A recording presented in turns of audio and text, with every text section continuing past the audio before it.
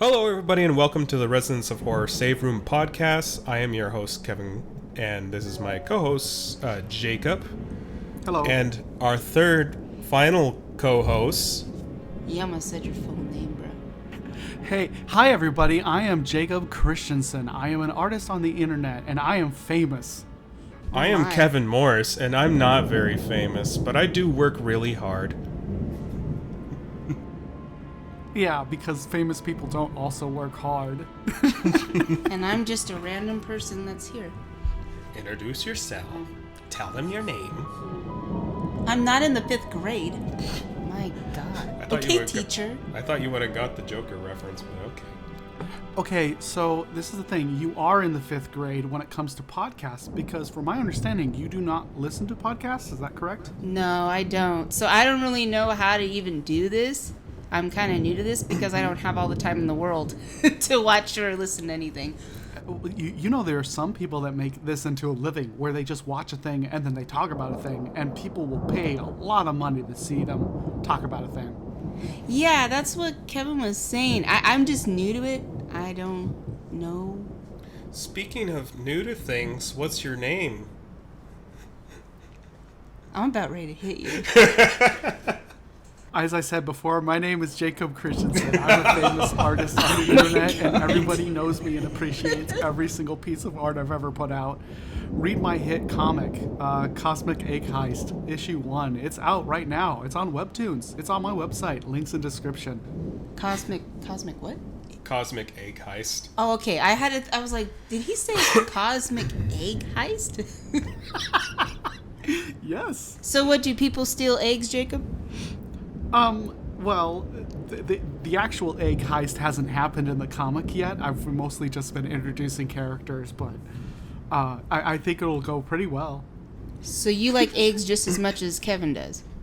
Man, anybody who's played Resident Evil 4 Classic has a huge appreciation for eggs. I see. Anyways, her name is Ashley, Oh and my she God. is the other co-host. What? Hey, Ashley, how do you pronounce your name? How do I pronounce my name? Yeah. Oh, I'm just trying to get I'm you to sorry, say your I'm name. new to this, so I'm new to this. I don't know what you mean. You're so new to this that my evil tricks don't work on you. What the heck is going on? No, they don't. It's Ashley Graham, the president's daughter. Oh my gosh. Ew. Oh, she didn't like that. And what is the senorita's name? I do not want to be related to that thing. Oh, well, at least don't share the same name as Darla Dimple from Cats Don't Dance. Jeez. I have some very embarrassed friends. Do you know what cats Yeah. don't dance? Oh, okay, cool. Wow, you act like I was born under a rock. I just didn't know. Well, I didn't know what it was prove till. to me you weren't born under a rock. Well, I didn't know what it was till Jacob showed it to me when he was living in his apartment. Wait, okay, hold on. Rewind that. You've never seen Cats Don't Dance until now? No, I've seen it now, but I think it was like 2014. No. Yeah, 2014. You never watched that when you were a kid? No. His parents were anti-bestiality, so no animal fiction for him. It was like Oh Mickey man, that Mouse was and my it. favorite growing up. I used to watch all sorts of animal movies. Her butler is epic, by the way. The butler's my favorite character, and somebody my drew him as gosh. Mr. X. Oh my. He is Mr. X. Jeez Louise. He is. Yes, Miss Dimple. Stars. Oh, they should go on a date. So I'm Kevin. No, I'm getting it wrong. You're Kevin. I'm Jacob, and you're Ashley. And I'm pointing at people, but people that are listening to this can't tell who I'm pointing at. For all we know, from where you're at in the country, you might be pointing completely the opposite direction. I am pointing. Oh, I think I am actually. Oh wow. I think I'm pointing towards Asia and I don't know, probably New York. Oh yeah, Probably. way away from me. Well, apologies first and foremost. I'm just getting over a thing here, so if you hear me cough or clear my throat, That's because I'm getting over it. So We're all getting over a thing. You're getting over a cold. I'm getting over a divorce. It's all great. What? I for the record, I've never been married. As I'm far as sure the you want to record is be. concerned. Yeah, sure, someday. So, just as a recap, just for Ashley, like we just talked about Iron Lung. yes, Yes. she just finished listening to it. Okay, so that came out recently on our timeline. With only 4 views. Yeah, only for views. And we talked about the Blob and all the glaring mistakes about how kid Kevin just didn't understand how dangerous the Blob really was. I'm actually surprised his parents even let him see that. Well, he's not worried. Their parents didn't seem to be really concerned about Kevin having fascinations, unhealthy relationships with goo. Wow. I mean, if you work where I work at, we play with goo all the time. Where do you work? Oh, you never told him? I've mentioned it in passing, but Yes, but you gotta understand I'm on a podcast, so I'm trying to get her to actually state. it's Leviosa. She's goo person. Like, the thing is you don't want to be known on the internet. It's just like, yeah, it's the goo lady. Oh my. Yeah. Oh my. Oh no. Like, everything this is all public information. Like, if you allude to, like, unless it's like government, like, oh, I gotta keep this secret. I can't tell anybody about the secret jobs I do for the government. And there is 100% government goo. I have confirmed this. I've seen the government goo. Now, they want you to think that the government goo isn't a thing. I've seen it. I know the government goo is a thing. No, you're gonna delete the first 9 minutes of all this. No, How I'm sad keeping it for all. you. I'm How keeping sad it. for you. No, I'm actually a teacher for a group of 1-year-olds. Wait. Huh? Yeah, I have 6 kids in my class, and they're all 1. So I'm a teacher to them. What? Usually, like, I don't know. Do they go, like, just have the kid, and then it's just like 1 year later after having the kid, they're like, I can't deal with this, and they hand him off to you? How's that work? No. So we take in like the babies. So I have the babies, and I also have the 1-year-olds. But they're like a divided classroom. So I'm a teacher. So the parents drop the kids off. It's kind of like a daycare. Okay. Kevin, does any of this make sense to you? Or is this a disadvantage I have because of homeschooling? Is he messing with me? I think Is it he is. messing with me? I think it is a disadvantage of misspent youth. Uh-huh. Interesting. Yes, He's all joking, their- right? You're joking, right? No. This is new information This for him. is new information to me. I mean, I know what a daycare is, but I didn't know there was just a place that they send 1-year-old kids. That seems so early to me.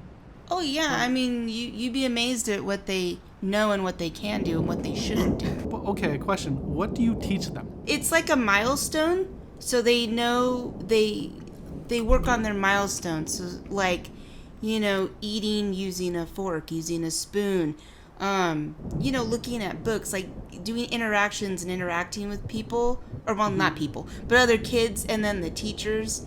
And some of them, it's like walking, running, depending on what age group. But it's mostly developmental and cognitive milestones. Okay. All right. No, that's a good explanation, because it's just like, this is just, it's funny because You were thinking stuff like algebra, weren't you?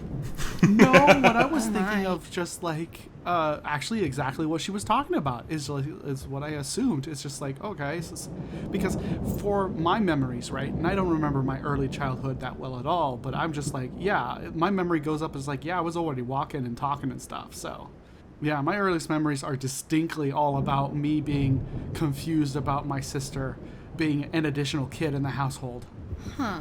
I mean, Yeah. like for me, I do sign language with them. So that's how they Ooh. start doing their communication, is through sign language. And then they kind of start talking a little bit, but not too much. Huh. Yeah.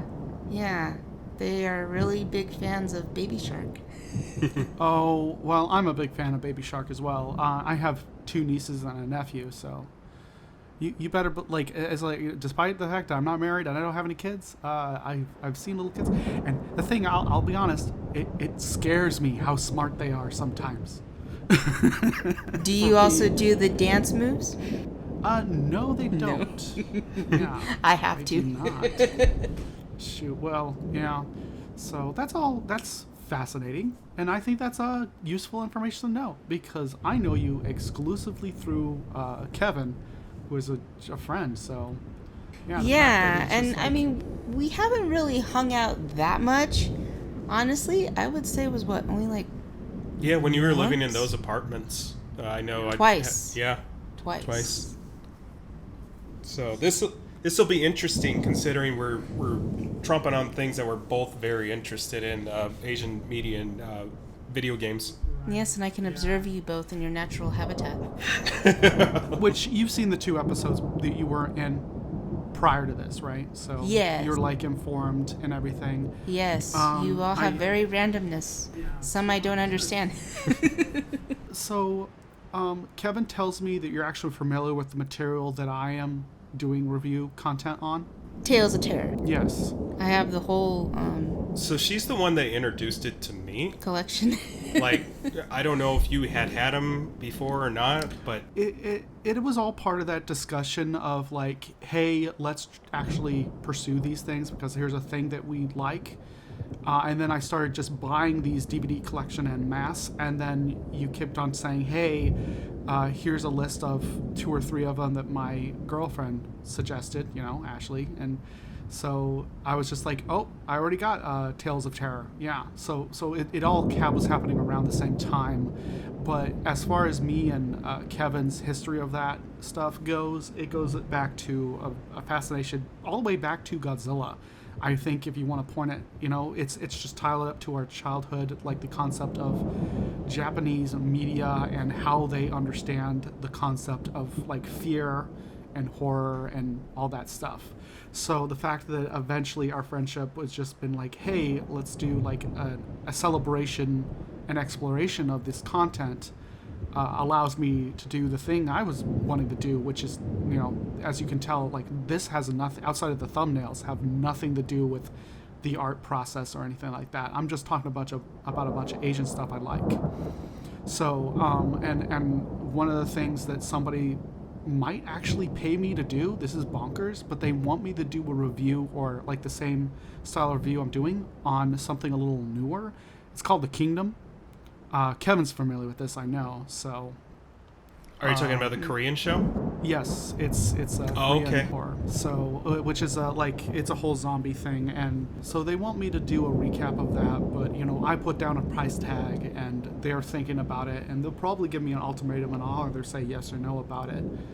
But I think there's 3 seasons and 1 or 2 movies. yeah, and that's the thing is I was telling him, like, if I was to do that, it would be because it would have to be in addition to what I'm already doing, and I can't do that unless it actually is worth my time to do. So yeah, I don't think it's going to happen, so I don't want to get anybody's hopes up, and even if I do start working on it, it's going to be pretty hush-hush, but That's fine. I don't know. That's something that a friend of mine is threatening to throw money at me to do. But we'll see. We'll see. And I don't want to say it's never going to happen either, but it's just something because he's like, one of the things that he doesn't like about the media I'm talking about is because it's old. It's a bunch of old media, and personally, I love the old stuff more, but he thinks that we should discuss the newer stuff. And it's yeah, I don't know. That's just some conversations that's been going on recently. And then the other thing that's been going on, of course, is we didn't talk about my last episode we put out because we wanted to hold, because Ashley actually has history with this. We wanted to give her an opportunity to weigh in on the content I'm making. So I guess we should just talk about the episode I did about the fourth, fifth, and sixth story in Tales of Terror from Japan and all, that movie, because that is all from the movie, and some people still don't know that, despite said it twice that it's from the movie, but yeah, I guess I was just gonna pick your brain about that and discuss those things. First thing I want to do is ask you about what you think about the first episode, because you didn't weigh in on that one either. So. The first video. No, yeah. Unless you would like to talk about the content in general, like your history with it, because you knew about this before me and Kevin. Well, actually, I'm curious. Like, when did you start getting into Japanese horror? In my I was into Godzilla all the way back when I was 10 years old, right? So my dad introduced me to Godzilla. And I was a huge Godzilla fan, and then eventually, as you know, Japanese media throughout the course of the late 90s and early 2000s became more and more popular in the United States. I was gaining more and more access to it. So there was definitely an era where in the early 2000s when I was really just eating up the anime with as far as the content, but that was kind of at the same time I wasn't really getting into Japanese horror per se. It was just the culture itself, which me eventually, and we really kicked it off with Kevin introduced me to Resident Evil, and I introduced him to Devil May Cry through our friendship. And the thing is about all those games is how much of the whole yokai and Japanese demonology and stuff are all tied into those things, where it's interesting. You look at Devil May Cry, William Birkin or whatever, and you're like, oh wow, this is a unique monster, and then it's just actually there's an old picture of a yokai that's pretty much that monster. It's very strange how much that stuff ties into each other, to the point where I just have a huge appreciation of just the strangeness of it. Of just if you can think of if you're in a place and it just feels scary there, that means there's a monster for it. And if there's not already a monster that fits the criteria, we gotta invent one. I think the latest example of that is the whole Momo thing. Oh, okay. Oh, yeah. Where it's just hey, I got this, just hey, what would you not like to run into in an empty apartment? Well, it's this thing. And then people went out of there to make that thing, and they did a really good job of just cementing that as creepypasta, urban legendary stuff. But where I am now is I have entire books about that whole supernatural yokai Japanese just horror, and the concepts of that, to the point where I have actually written down a formula and broke it down so I can actually create new monsters.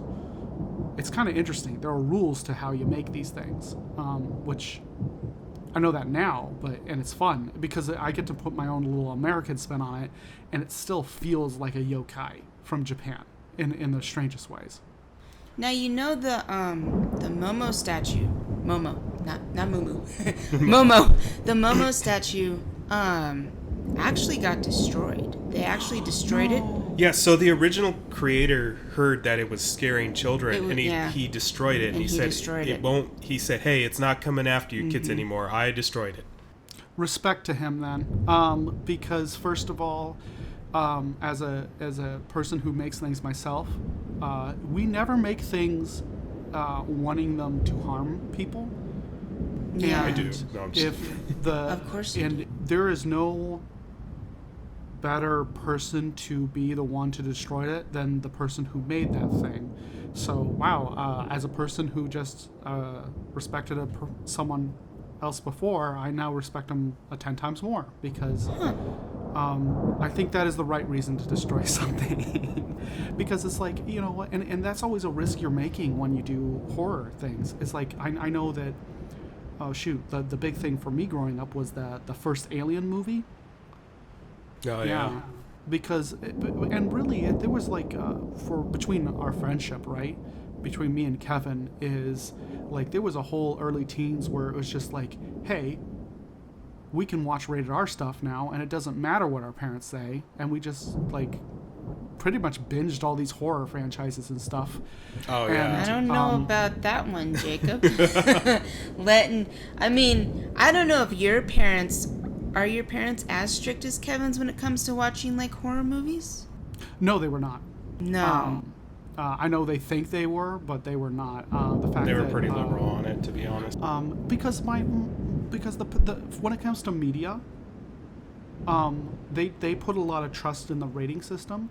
So if it's just like, and even for video games, for me, like that played a much bigger role in video games than it did in movies. But it's just like, this movie says, or the game says you should be 13 or older to watch it. Are you 13 yet? And they'd let me think about it, right? Where it's just like, they use that as opportunities of learning, right? And respecting rules, right? Because I could just rent a movie from Blockbuster, because there were Blockbusters at the time, and watch them. But it's that thing of like, when we were browsing the movies, my parents would have me check the movie ratings on it. So I would know whether to bother or ask or not, you know? So it's that thing of just like, I got to see some movies, like older movies before the whole rating system was introduced. There's just some things that's just like, especially in those cowboy movies, those old cowboy movies, probably 10-year-old Jacob shouldn't have saw, you know, like death scenes and things like that. And it just, because I was too young to understand the context of these serious things, or even in horror movies, that it's just like it went over my head.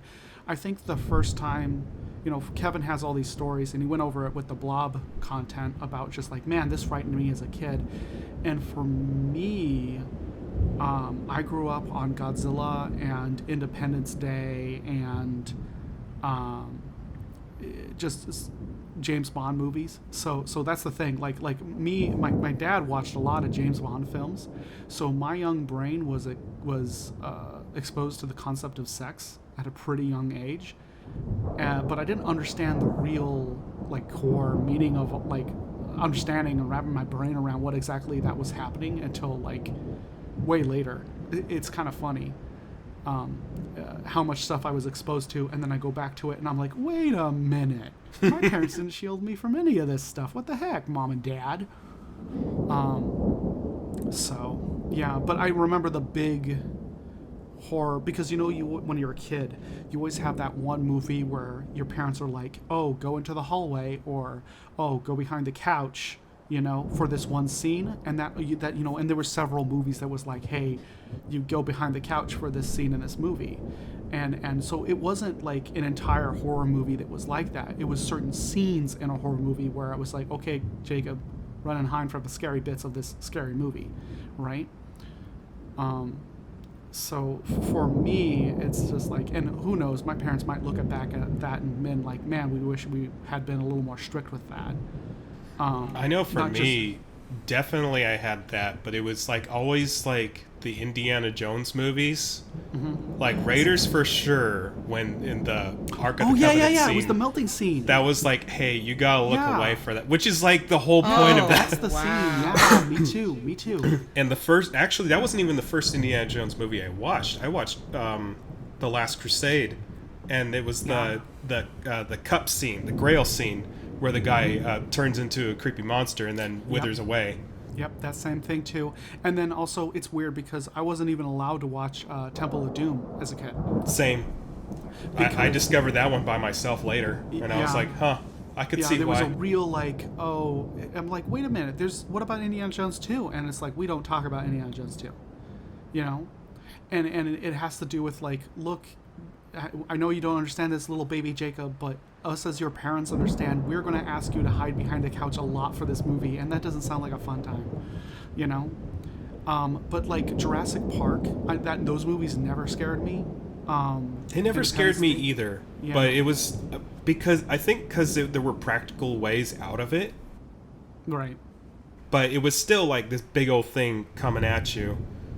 So I saw those definitely with my parents. The only issue with those movies was just some of the language, but it wasn't littered with language. So. Right. So and so going back to the main subject you're talking about, and I'm going to talk about mine and Kevin's history with this stuff, right? So there was a period where him and me were hanging out, and it's usually at Kevin's house or my house, and the parents would go out to dinner or something like that, and so they'd be gone for hours, and it's just like, hey, we're going to be hanging out for about 4 hours. Let's watch movies that we were told not to watch because they were scary, right? Was on the docket. And eventually, like, I moved out of my parents' place, and I got my own apartment, and, we grew up, and we all of a sudden, we just had complete and total freedom to watch whatever we want, whenever we want. And eventually we were like, hey, we both have these long list of scary movies neither of us have seen. Let's go through them. And from that, we were actually able to really get into the Alien franchise, the Predator franchise. The Thing movies is one that was starting to pick up. And we even started watching some things like, I think Friday the 13th and some other stuff. Like, I don't think we watched those particularly together, but I know that you and me have both dipped our toes in it. But the point is, there was this whole, like, horror movie renaissance we were going through. And eventually we were running out of that, and then we were reintroduced to our love of, like, Godzilla, because it's just something that's constantly on our brains. And eventually we started changing our focus from Western horror media into Eastern horror media, and that's when we started really digging into, like, hey, there's just a bajillion Japanese ghost stories, and some of these Chinese horror movies are interesting, and it's just like just that whole thing and going there. And I think our exploration of that, its ultimate moment was when I got Versus, the Blu-ray, and we just got to see essentially Devil May Cry the movie, is the only way I can describe it. And it was just like, holy cow. Because the thing is, for Eastern media, as far as I can tell, it's the Castlevania effect, right? Which, if you're familiar with the Castlevania games, is they take Western movie monsters, right? Like Frankenstein and Dracula, right? And it's just like, okay, here's these scary monsters. But because Japan is so obsessed with the rule of cool, they're just like, what if, like, oh, there's these big scary monsters, but we give them an equally badass character to go take all these guys out. Like, they're really obsessed with, like, the rule of cool to the point where it's just like their scary monsters just aren't not just scary, they're also really cool and interesting in a way.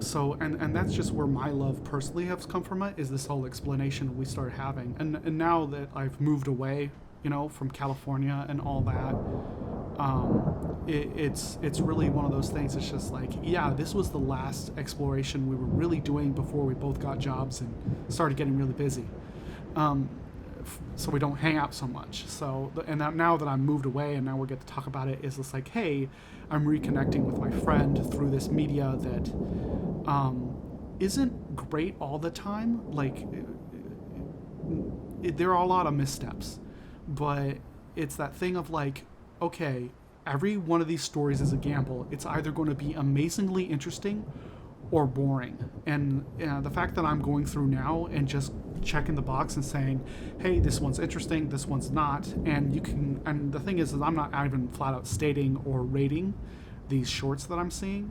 I'm just like, I think you can tell from watching my episodes whether you as an audience member are interested in that or not, right? Because I'm like, here's the story, and it's just like, hey, if you're more interested in that, you can go and check it out.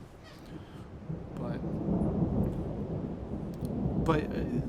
Kevin, yeah, so that's pretty much my horror history in a nutshell, and my whole experience with it. But and I even talked to Kevin, a little bit, shine a light on Kevin's history with that as far as it pertains to me. And then, of course, that with, Kevin talking about his whole Blob review, I think is a really clear picture where we come from. But from your perspective, I going back to you, Oh yeah, because I'm curious about yours. Yeah, I know you've watched some pretty interesting stuff from a young age that I'm like, wow, I never got to see that. Coming from both of you two, it almost sounds like y'all are the normal and I am just the abnormal. Okay. I'm not lying either. So like for me, because I was able to watch basically whatever I wanted when I was a kid. Because my dad was into all the action and like kind of like kung fu, but it was more like Jean-Claude Van Damme and Steven Seagal and all that.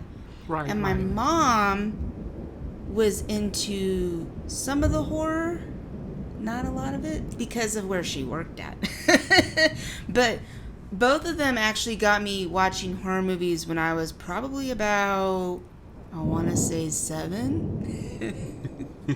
Okay, that's a little earlier than I'm used to hearing. They would literally scare the crap out of me. My mom, for sure. So I would watch Friday the 13th, the first movie. And when there was a scene where Jason would go and kill somebody, I'd be sitting behind her, and just as he's about to kill somebody, she'd like push me and go, woo! And I'd freak out so bad. I mean, I would jump probably 5 feet into the air, because she would know exactly when to do it. And I'm like, man, I get so mad. And so another running joke in my family was if I say I didn't do something right or if I got in trouble, my mom would tell me that Jason lives right up in the mountains and he can come down anytime and come and get me. That's amazing. So this is the thing. You're not the first person to tell me that. 7 is a new one for me. I think you're probably the youngest one that tell me that. But that, the number of my friends who got introduced to horror movies way before me, and it's through parents that actively torture their children. Oh, wow. And it sounds like you're just another one in the bag. You're a victim. You could say that. But, I mean, that's what got me started. And so once my mom started it and my dad started it, now I can't stop. And now they kind of wish I did. Which, for me and Kevin, right, we took a complete renaissance from the whole horror thing when we were friends. And I remember, I think it was Slender Man. That creepypasta was doing the rounds, and that got us introduced to Markiplier and a whole bunch of stuff. But 2010, 2011 area. Yeah, so there was a period where it was just like, but the thing is, because of that, we got introduced the SPD? SCP Foundation and stuff like that, which is a gold mine. If you just want to read... She doesn't know too much about that one outside of the 2 live action videos that you and I have watched. Right. So it's just so I hugely appreciate it. But specifically Asian horror though, right? I'm curious to what specifically what's your relationship with that? So when I first started out, I was into the slasher. Right. I didn't get into the Asian horror right away. I was into slasher. And then when I hit age 14, that's when I got Resident Evil 4 on the GameCube. The GameCube that's no longer around. So that's when I started playing Resident Evil 4. And the only reason why I played it, and I know Kevin's gonna hate me, but the only reason why I played it was because I thought Leon was hot. No, that's what every single girl I know, they started playing that game because of a hot Leon on the box or a hot Ada on the box. So yeah, those are the 2 exclusive reasons most people I know about that game. But mostly women. So there was a point where I didn't know it was a horror game. So I thought, okay, it's this guy that's going to go fight these monsters. And I'm thinking monsters, animal monsters. And he's got to go rescue this girl named Ashley. So I was like, oh, there's a girl named after me. That's cool. And so I started playing it. And when I got to the village and I went inside the house, then the chainsaw man comes. And I'm like, oh, what am I getting into? It scared the crap out of me.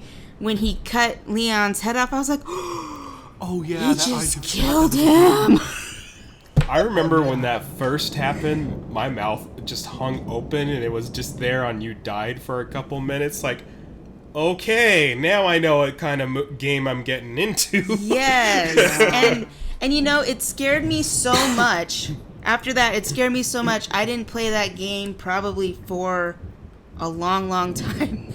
Yeah, and that's the thing. Like, one of the things one of my friends asked me is, like, are you going to be the cool uncle that introduces your nieces to cool horror video games? And I had to straight up tell them, look, they're not my kids. Like, if that's up to their parents, whether or not I have permission to do that. And the thing is, it's like, if they say, like, well, no, or if, like, the thing is I have a much easier time believing my nieces will stumble across that stuff all by themselves, or if they'll even have an interest in that or whatever. And it's just like, you know what, I don't need that responsibility. Let their parents introduce them to those genres if they want to, but, you know, I'm not gonna, no, not unless somebody asks me, as like, Jacob, I need you to teach my daughter about horror video games. That's the only way I'm going to engage in that scenario. I think there is a line, though, where, you know, you're too young to really know about that. Like, right. Currently, and it's kind of funny, but yeah. I have a 4-year-old who's in another one of the classes that I actually went into. And he knows who Jason is, and he's seen what Jason does, and he knows that Jason is a bad man. But I'm like, how did you find that out? You know, like, and he has a tattoo of Jason on his arm.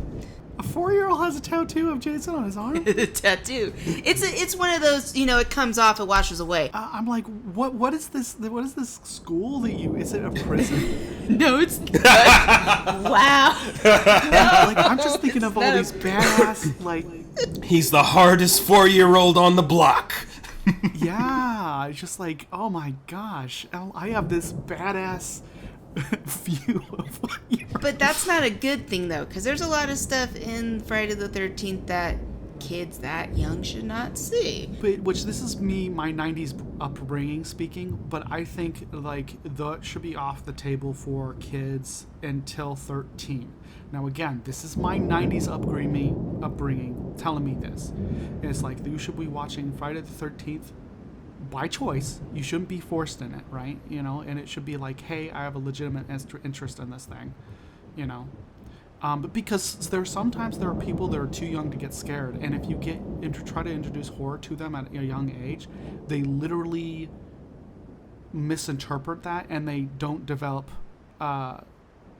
the fear stuff properly. And it's way over my head, but I had a couple conversations with child psychologists that are just like, yeah, no, this is what it does to their brains, and it's like you can mess somebody up because they literally don't understand the difference between proper, like, social behavior and not. Like, you know, it's just like there are some no-nos in our society, like chopping off people's heads with chainsaws and machetes, and it's just like, if you introduce that in an environment that doesn't, like you know, if you're watching Friday the 13th, right, as a kid with somebody, right, that understands that that's not a good thing, and then, you know, they can, like, see, oh, this other person is scared of this, that means it's not a good thing, right?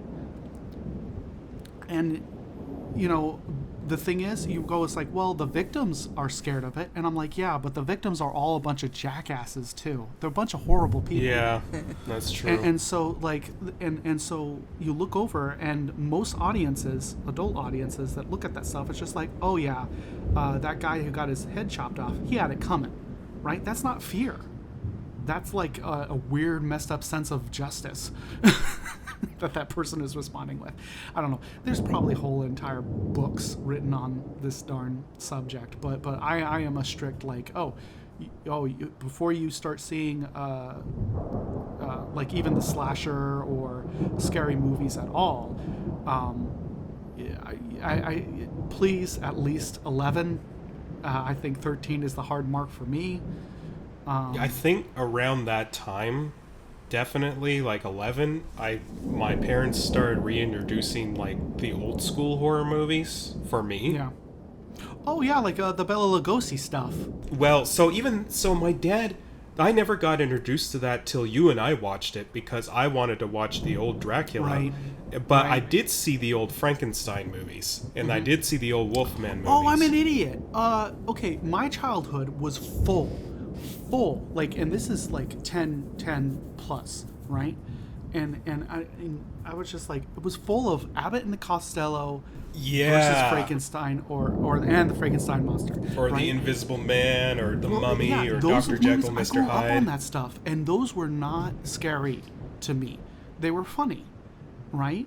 Even as a kid, they were funny to me. Like, those are not horror movies, though, but they're playing with that horror aesthetic, right? And I think actually that's how I got introduced to them because Yeah, I it was I the- watched Jack Benny as a kid. I watched Abbott and Costello. I watched all those guys. But when The they got into monsters. when they was got a into the thing. monsters, I was like, oh, what's all this? And my mom was like, let me go rent the original Frankenstein. She watched it and she's like, no, Kevin can watch this if he doesn't get scared again.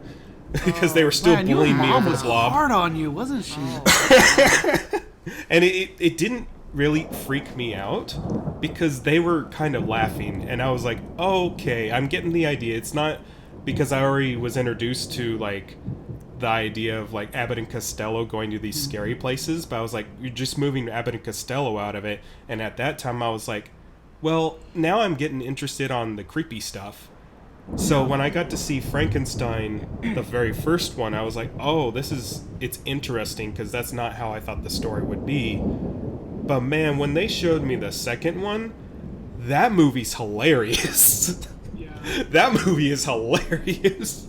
With the little girl in the pond. But going back to Ashley and her history with the whole genre, but so you, when was it that you were actually started getting really introduced to like Asian? So you had that whole Resident Evil 4 experience, right? I think I want to say my first horror Asian would be anime, and then it kind of went to Tales of Terror. Did you watch it on TV or YouTube? So when I found out about Tales of Terror, it was on TV. I had okay. a channel Interesting. that had just nothing but Asian shows. Like it had Right. anime and it had this Tales of Terror. And so I'm like, oh, these are so cool. So it would play like I think every like Wednesday while my mom was at work. So I'd watch it, around like 3 to 4 o'clock, and I'd be like, oh, these are so cool, And I never Right. thought that they would make them into a DVD. And clearly, I didn't see all of them, but the basketball one. You remember the basketball one then, huh? Mm-hmm. That one is actually my all-time favorite. Oh, it is. Mm-hmm. Okay, so I guess that's a good segue into actually talking about the episodes I covered and everything, and we could just go through it. Yeah. So should we just skip over my first episode because we already kind of talked about that and just start digging into the episode? Just two? a brief synopsis. It's the sitting one. The one where the guy's sitting on the Oh, lady. Oh, yeah, the and little then- kid. Yeah, the and the little boy. kid. So- Okay. Yeah. That one's pretty boring, personally. It was a little slow to me. Some of them, there are some in there that they're just not the best, and then there's some that are really good. Right. But that one, it wasn't my favorite. Yes, and it's funny because each episode has like at least one. Each episode of my show I've done, there's at least one short story in there I really like. Like the first episode, it was Steve, the whole Steve and the haunted abandoned building and all that stuff. And I think all that Yes. is really good.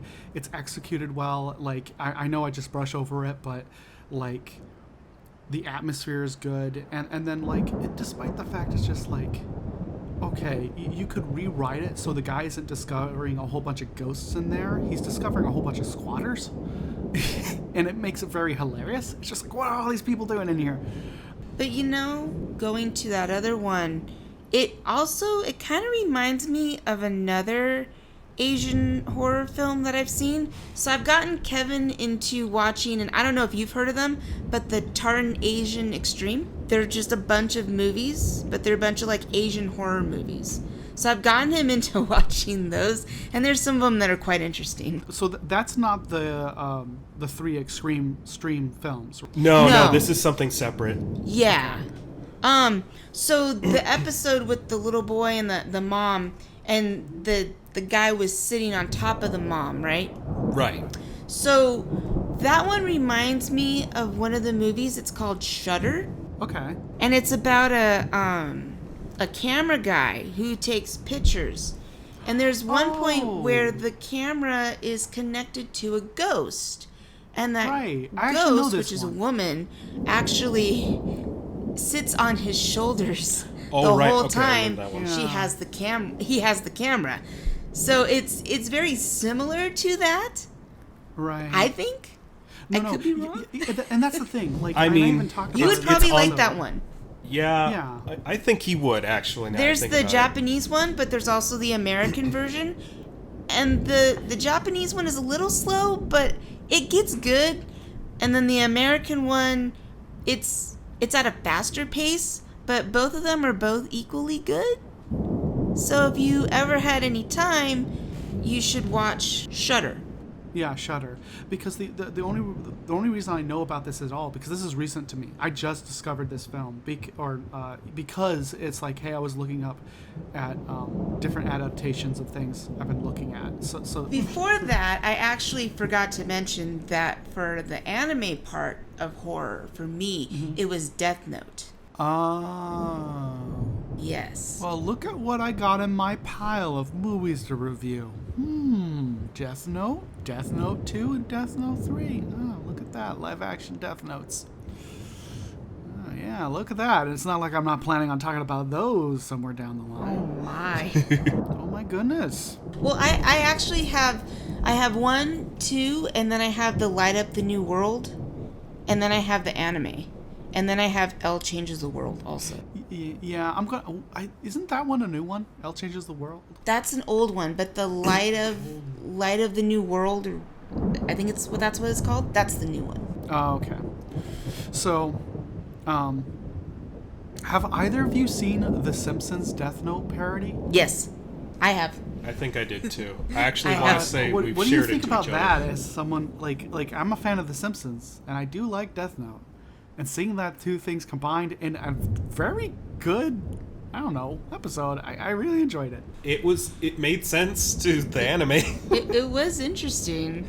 It was very interesting. It was funny. I mean, Yeah, because the Simpsons, the anime, is a joke that's an early internet thing, right? Like The Simpsons an anime, like that's something that's such an old concept and idea, and the internet has made it like 50 times over. So to see that it actually finally happened, like an anime version of The Simpsons, is so bizarre to me, where I was like, oh, that dream is dead. But there it was. And it was a Death Note reference out of anything else. It blew my mind. I was mind blown. I mean, like because before I met Kevin, I had one friend. Before times. Yes, before times. I had one friend that liked Death Note just as much as I did. So we would have little nicknames for each other. So I was Light and she was L. So we'd always mess with each other and stuff. So it was fun. I miss those times, actually. So those times were interesting. I remember those times. It was back when people could make fun of you for watching anime, where nowadays people can't. Yeah, the fact that it's like I'll work with people from Disney that are like stunt people, and they're all like, "Oh, my favorite anime is this," and they'll all be like, "Oh yeah," they got their cosplays in their car, and they're just like they're all the Where cool back kids. in the day, it was like a big no-no. If you were, it was like anime fans and nerds. They hung out with each other, and that was just it. Yeah. And now nerds are rich people, and anime fans are cool. It's so weird. I mean, in high school, when I was in high school, we had an anime club. So we would talk about anime, or we would talk about like upcoming conventions. We would watch like episodes of different animes in there for like our whole lunch hour. It was cool. It's funny that you mentioned lunch hours because one of my supervisors at my job, my day job, not my it's just like I do art, but I also work on a little place you might have heard of, Lowe's. I work there. My money situation's weird. But I work there at night shift, and it's like, hey, everybody goes into the break room to watch anime. Oh, that's interesting. Yes. And it's like Demon Slayer and One Piece and stuff like that, and it's just like, you know what? If I literally didn't have to go do a phone call at midnight, I totally probably would watch a lot of those shows as well. So it's a phenomenon. It's because I don't equate anime to adults distinctly, but it's just interesting where it's just like, no, like everybody just watches cartoons now, no matter what age they are, and it's just I know old people that are like pushing their 70s that like anime. Yeah, which is pretty and cool. I've seen that as well, and I probably will be one of them. Same. Someday. Yeah. Same. Another good horror anime. I don't know if you've ever heard of it. It's called When They Cry, or Higurashi. Oh, I'm familiar with Higurashi. Yes. So you know the torture. Yeah. I don't. Kevin doesn't, and I haven't shown him yet. So my exposure to it is completely through Zeitgeist. So I've had conversations about it, and that's how I understand it. I haven't actually seen it. Oh. So just for the clarification. And the thing is, I know a couple of people have confronted me and say, hey, you should do this anime because it's scary. And I'm like, I'm going to keep to the live action stuff in my videos, personally, but because, it's like the first episode says, you pick a lane, right? You make a decision. Yeah. And so I'm just going to stay just like, okay, live action, agent, horror, and I'm going to keep in the short story for now. We'll see if I get to keep there. There's some projects on that line that I'm working on. The big question right now is like, hey, Jacob, when you finish up the movie, are you going to go into the show, or are you going to do something else? I'm working on the next thing after the movie. And I'm not going to spoil here where I'm going to go next, but I've already planned and I've already started recording where I plan on going next. So, okay, so we done did the sitting episode. Oh, the sitting episode. So the basketball episode, which is actually the very first one you showed me because you found it on YouTube and sent it to me. Well, that was the very first one that scared the crap out of me. Which is interesting. I thought it was cool, but I wasn't into the whole. Jacob and I was starting, I think, to get into the whole Asian horror thing around that time, or it may have been around when we were going through our horror renaissance, and we were watching things like Event Horizon and all that. So I think it was around that time you sent it to me. I thought it was cool, but I was like, oh, but how do we watch all of this, not knowing what we have now? Where we just either buy it on Amazon or find it streaming somewhere. Right. So it's given a new clarity to it, I guess you could say. Yeah. But what did you like out of it, or what scared you out of it? It's the perfect jump scare. Where you just didn't see it coming? I didn't see it coming at all. I kind of wish they didn't add any sound to it. They did. It's yeah. That's all it is. So I like. This is the jump scare I would have done, right? This is director Jacob turning on, right? I've been activated. I would have just had it do, like, because it did the camera work at that final jump scare in there, it's just the camera doing, like, rotations around the victim. And if it just, like, in that final turn where it just rushes up to him in all of its glory, in the silence of it, is so subtle and fast that I was like, just chef kiss, good. But instead, they tack on this, like, him screaming and a very long close-up of the face of the monster. See, and that's what scared me. Yeah, and again, that's a I'm now going to take off my director's hat. Director Jacob's been deactivated now, but it's a thing of just like, it's taste, right? There are some people that are going to be more prone to the other than is, but it's just like in each, the spotlight thing about the whole movie is like each one is done by a different horror director.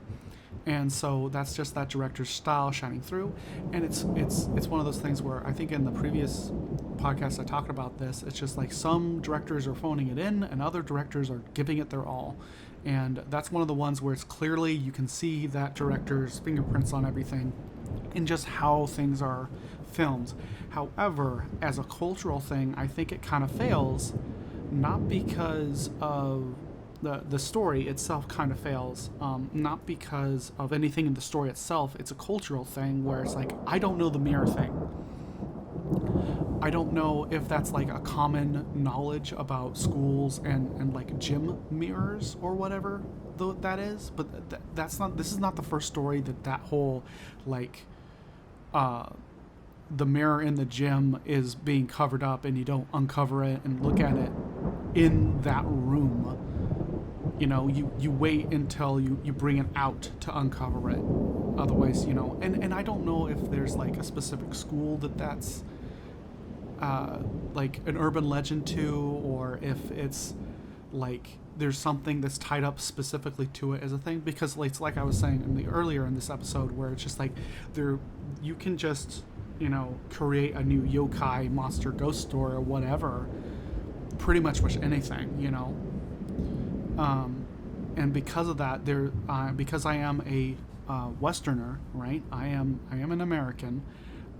We don't have that here. Like, we have our own stories, like Bloody Mary and stuff like that, like little games you play as a teenager, and that seems to be what they're doing there. But I don't understand what that is, and because of that, I'm like, okay, what's the risk involved? And after seeing, it's just like, okay. Anybody who's watching that and is familiar with that might go, well, what'd you expect? You did the thing with the mirror, you uncovered the mirror in the room, and it's the thing where it's just like, I tried twice before releasing that episode to do research on it so I could do like the thing I did with the wind reels, where I'm like, here's the culprit, but because I don't know what it's called, it makes it impossible to search in English, and in a Google search. So it's just like, and if anybody knows what the heck is going on, because I am super curious about this, and it's a hole in my like education about that stuff, because I tried talking to people, I've tried asking, and it's so funny. I rang up I texted my buddy who lives in Japan, right? They are Japanese, and I asked them, hey, what the heck is this? And they didn't have a clue what I was talking about. So like so if anybody on the internet knows what the heck is up with this mirror and like the whole urban legend tied with that, because the way it's treated in this film, and they don't explain anything, I am assuming it's something that is just common knowledge about that kind of scenario, and I'm very curious about that. So if anybody who's like listening to this could just comment down below and give us a little education, I'll even go out of my way to spotlight that if anybody does. So, because my research has brought nothing about that, and it seems, because between this movie and one other episode of an Asian show I was watching, it seems to just be a thing that I should just know about. Yeah. So this is a call to action. I'm asking somebody, please help me out with this, because that is the one thing where it kind of fails me, because I am an American, so I don't understand what this thing that is common in Japan, educational fear about these full-length mirrors. It might be this movie. This movie might just be retelling a thing, but if there's like a specific victim that is tied to this mirror, like if that ghost is supposed to be someone specific manifesting, I can't tell. It's just, I don't know, I find that very fascinating, and I'm very curious about it. So if anybody could help me out with that, I would really appreciate that. Well, you know what's very interesting too with what you're saying is, I noticed that there's a lot of Asian horror movies that they attach a ghost to an inanimate object. So like with Shudder, it's a camera. With the Tales of Terror episode, it's a mirror. And then with like another Asian horror movie called Pulse, it's a computer. So it's Right. like they like to tie things to inanimate objects because maybe it feels more scarier.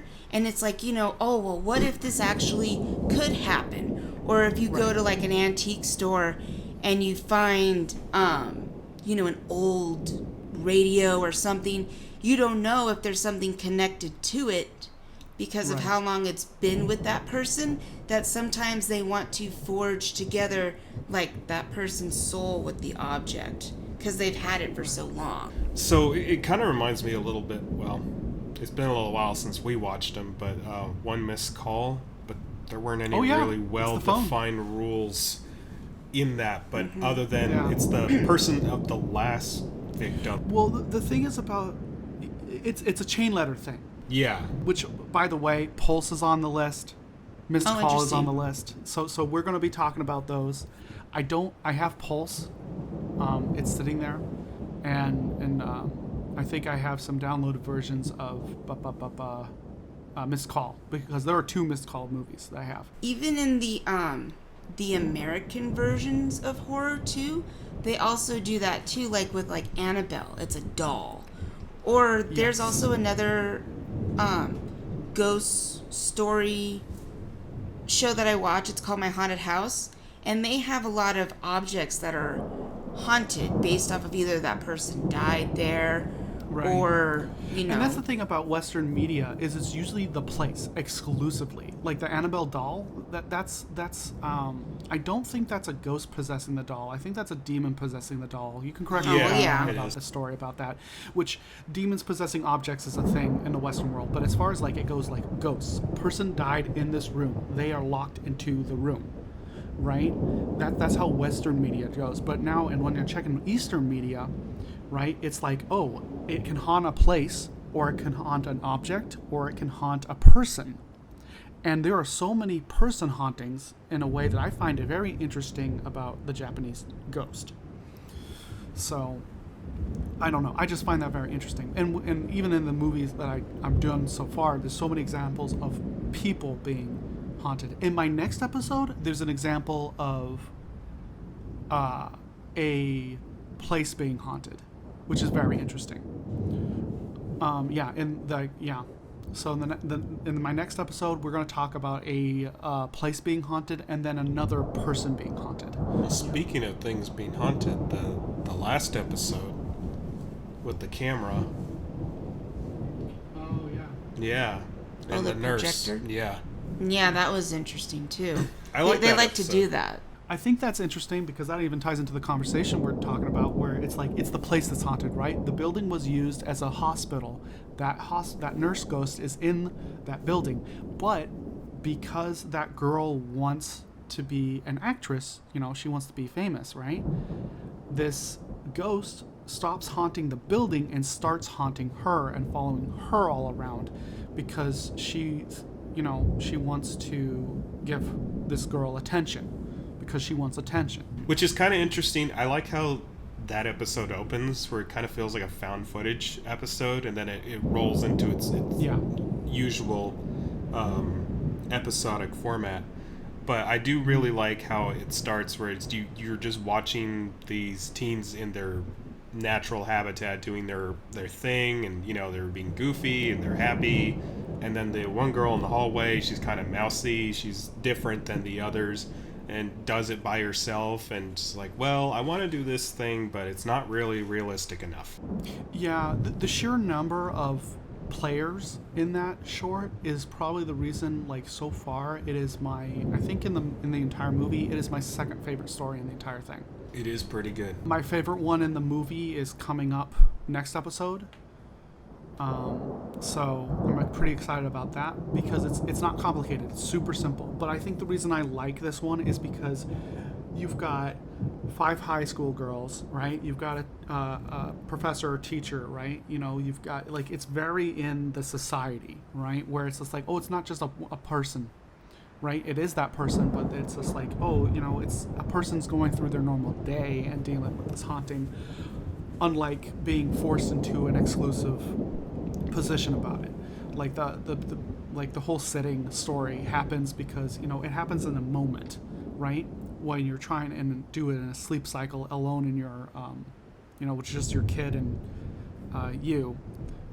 alone in a bedroom, right? And then the haunting happens there. But this happened, like the last story in that, my last episode, right?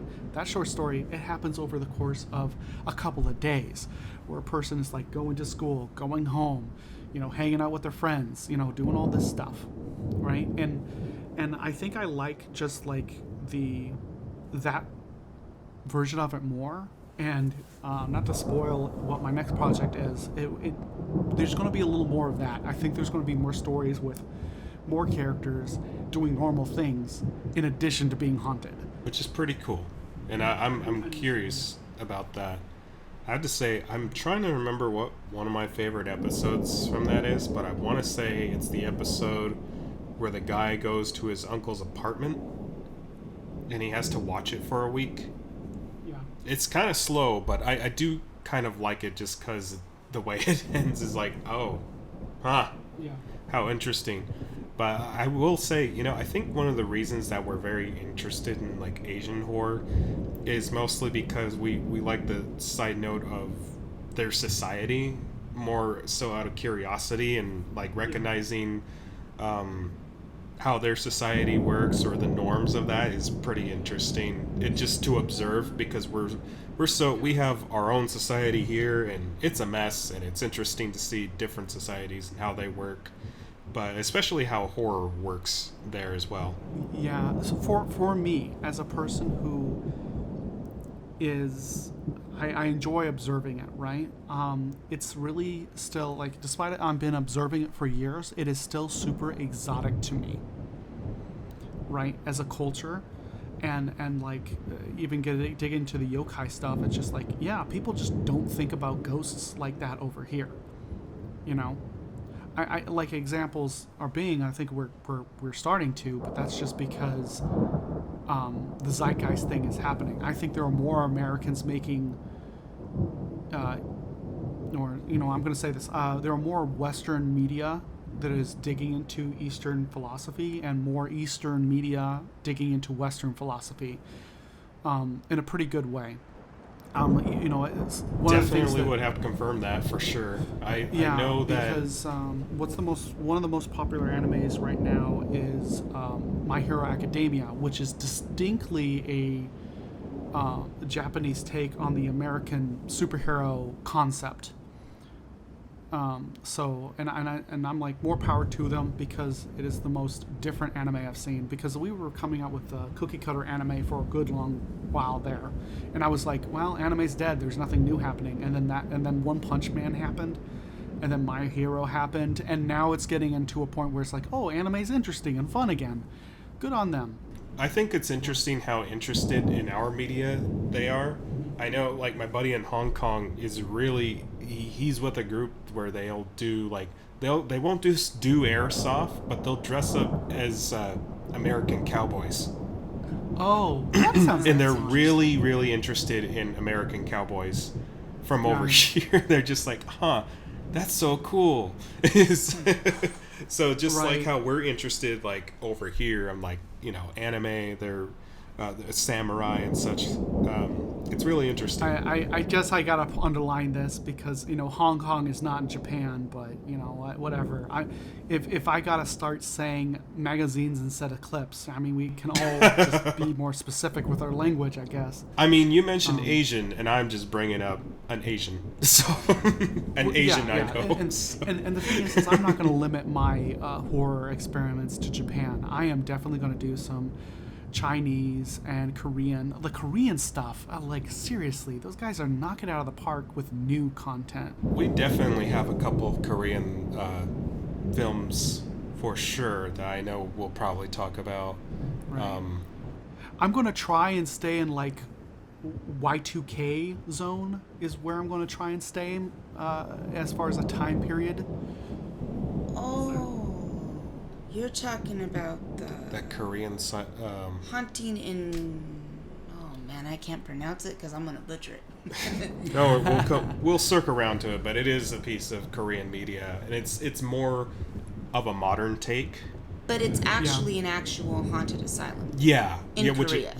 Which Oh, is there was a game made about that asylum, like interesting. 4 years ago. Yeah, that was pretty. I think it was like a side-scrolling experience. Oh, yeah, interesting. it was interesting. No, that's a famously haunted asylum in Korea. Interesting. Well, I hate to Yes. say this, but we are going to have to wrap this up. It's a good episode. Yeah, I think it was a very informative episode. Yeah, this feels like the actual episode 1 to our podcast, and probably the first one I'm going to actually be like, hey, listen to this one first, moving forward, because I think it's a good introductory, and all the hosts are actually here. And All right, everybody. I've been Kevin. I'm Ashley. I'm Jacob. Oh, This is Jacob. And thank Jacob. you so much for joining us in our episode. Please comment, share, and like if you liked this. And go back to whatever you're fighting in whatever mansion you're in. Please Bye-bye. figure out what's going on with that mirror. Goodbye. Yeah, figure out the mirror, guys. Do something. What's up with the mirror? What's in the mirror?